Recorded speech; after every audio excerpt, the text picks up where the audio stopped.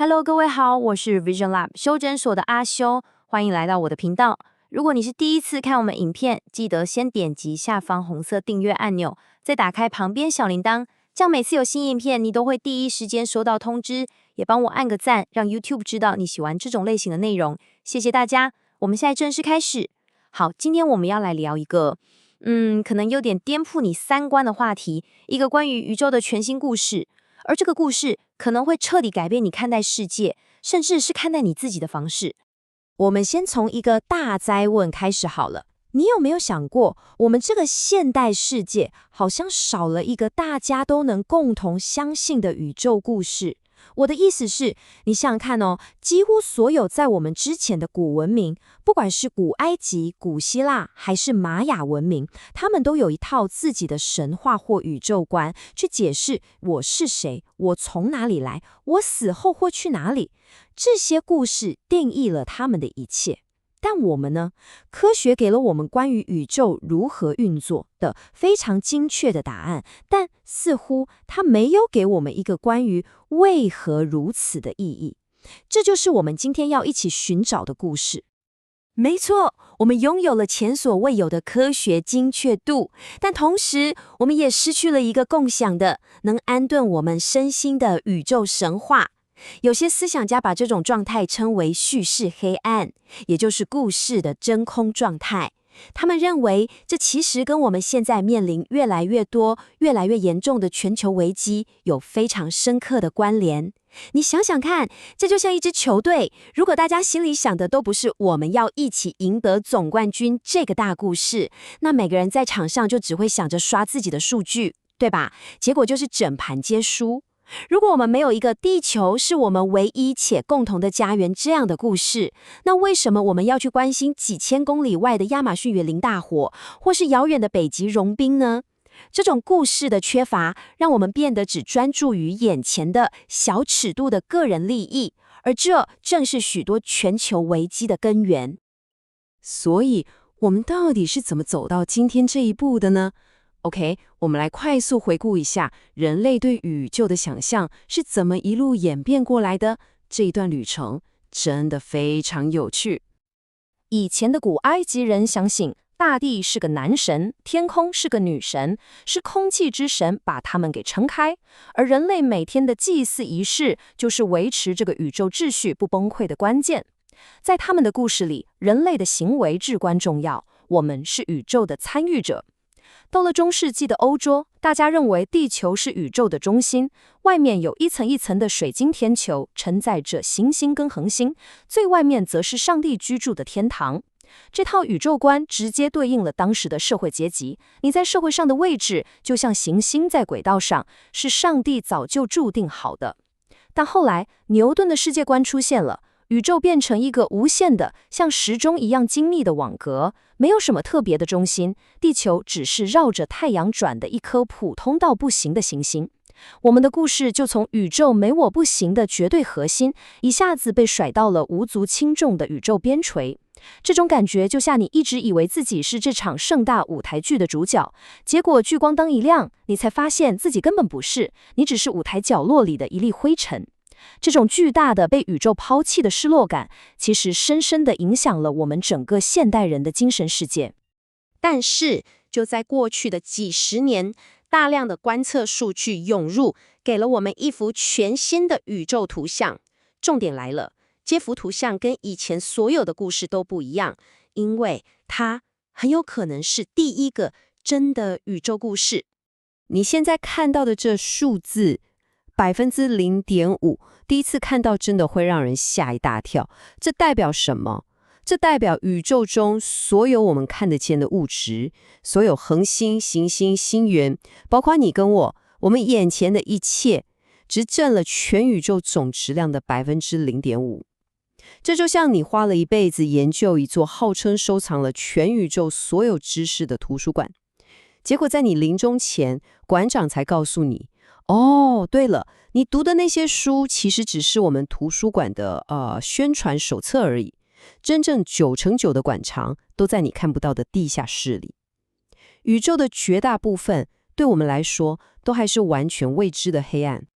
你看这张图表就更清楚了。我们所熟知的这个物质世界连1%都不到，那剩下将近99.5%是什么？答案是，宇宙其实是由2种我们完全看不见、摸不着，却又无所不在的神秘力量所主导的。直到最近，我们才像侦探一样，从一些蛛丝马迹中发现了它们的存在。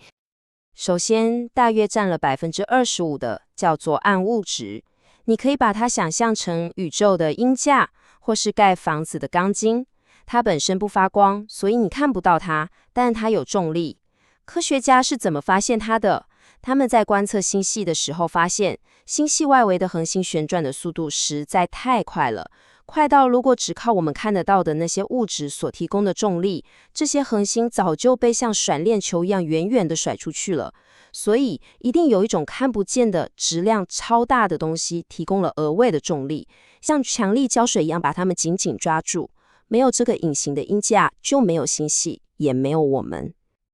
然后占了将近70%的是暗能量，这个东西比暗物质更神秘，它是一种遍布在整个空间里的斥力，它不是把东西拉在一起，而是把所有东西往外推，而且是越推越快。你可以把它想象成一个正在发酵中的葡萄干面包，面包本身也就是空间在变大，就会把里面的葡萄干，也就是各个星系彼此越推越远。这真的很疯狂，对吧？这股能量占了宇宙的70%，但我们对它的了解基本上趋近于0，它就是宇宙最大的谜团，没有之一。现在这整个双暗宇宙理论最有趣的一点是什么？就是它是史上第一个由全世界所有不同文化、不同种族、不同宗教背景的科学家共同合作建立起来的宇宙故事。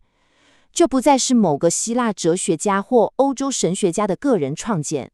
而是从美国的哈勃太空望远镜，到欧洲的大型强子对撞机，再到世界各地的天文台，是成千上万的科学家不分国籍、不分肤色一起拼凑出来的。所有人的贡献都用同样的可验证的证据标准来检视。这意味着我们人类终于有了一个可以超越国界、文化和宗教的共同起点。当我们仰望星空时，不管你是谁在哪里，我们看到的，我们在述说的是同一个故事。这在人类几千年的历史上是第一次发生。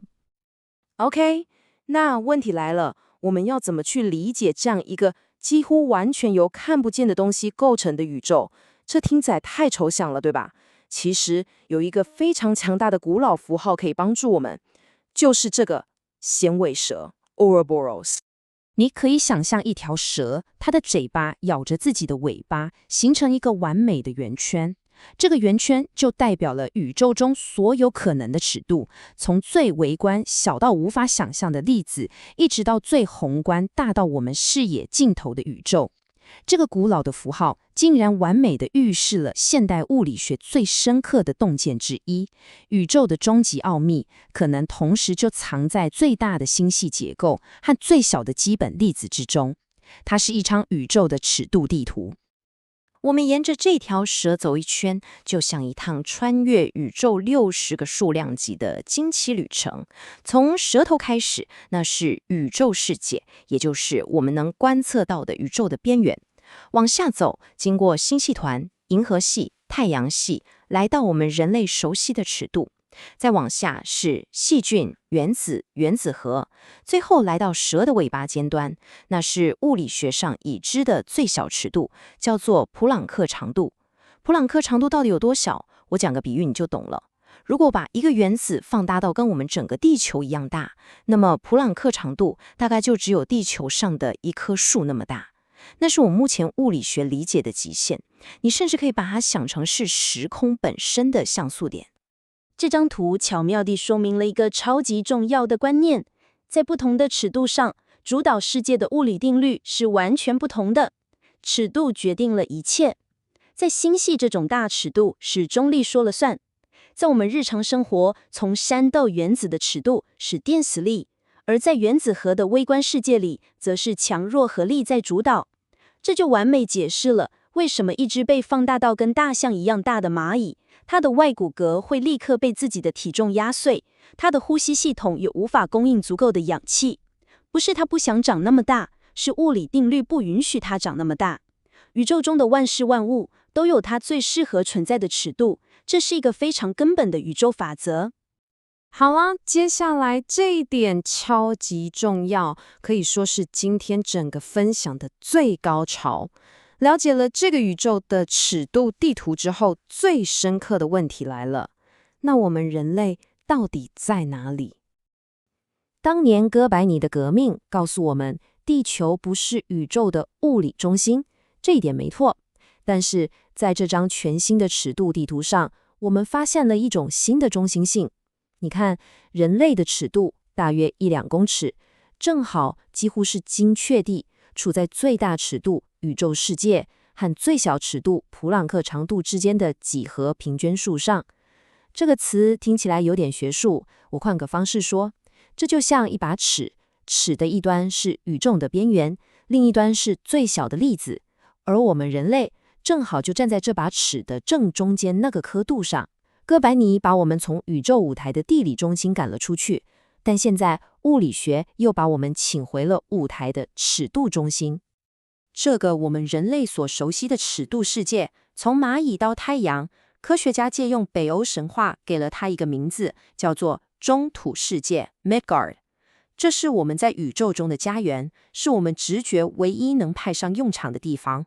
我们的所有直觉，我们的爱恨情仇，我们的商业模式，我们的政治制度，全都是为了在中土世界生存而设计的。超出这个范围，我们的直觉就会完全失灵。在比原子还小的量子世界，一个粒子可以同时在2个地方。在星系这种宇宙尺度，时间和空间会因为重力而弯曲。只有在中土世界， A 就是 A，B 就是 B。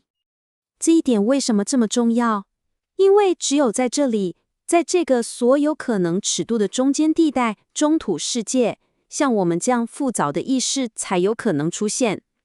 你想想看，如果我们的身体再小很多，我们就没有足够的原子来组成复杂的大脑。如果我们的身体再大很多，像山一样大，我们身体内部的讯号传递最终受限于光速，思考速度会慢到无法形成有效的意识。一个星球大小的生物，从它的大脑皮层发出一个讯号到它的脚趾，可能就要花上好几百年。这样的生物不可能产生我们所认知的那种当下的意识。所以，任何宇宙中的高等智慧生物，它们的尺度一定都会跟我们差不多。理解到我们处在宇宙的尺度中心，这不只是一个有趣的冷知识而已哦，它可能是一个基础，让我们用全新的方式来思考我们在这个星球上的生活方式跟责任。我们的道德硬体是几万年前在非洲草原上为了应付猛兽和部落冲突而设计的。它的尺度很小，很直观，专门用来处理像是隔壁邻居偷了我家的鸡这种等级的问题。但现在我们要处理的是什么问题？是我今天开车上班所排放的二氧化碳，会在100年后造成海平面上升，淹没一个我从没去过也永远不会去的国家的某个村庄。你看，我们的道德直觉在这里完全发不上用场。我们面对的软体问题是核废料，是全球金融危机，是 AI 伦理。这些问题的尺度远远超出了我们道德硬体的处理范围。这就是一种系统不相容的状态。所以这个宇宙衔尾蛇的尺度模型，就像圣经里那座连接天地的雅各的天梯。而现在能够在这座新天梯上自由移动的，就是我们受过教育的意识。这个框架给了我们一个工具，让我们可以有意识地切换我们的思考尺度。这就像你手机的相机镜头可以变焦一样。当你处理家庭财务时，你用的是1倍焦距；当你思考公司的季度策略，你可能要切换到10倍；当你在思考气候变迁，你可能需要拉到10000倍，看到几百年后的未来。这种在不同尺度间自由切换的能力，可能是我们这个时代最重要的心智能力之一。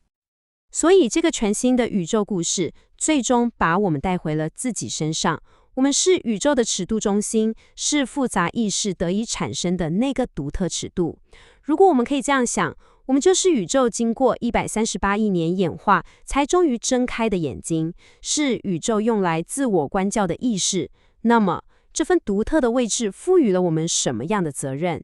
这个故事没有给我们标准答案，但它给了我们一个全新的，而且可能是攸关我们存亡的一个必须开始问自己的问题。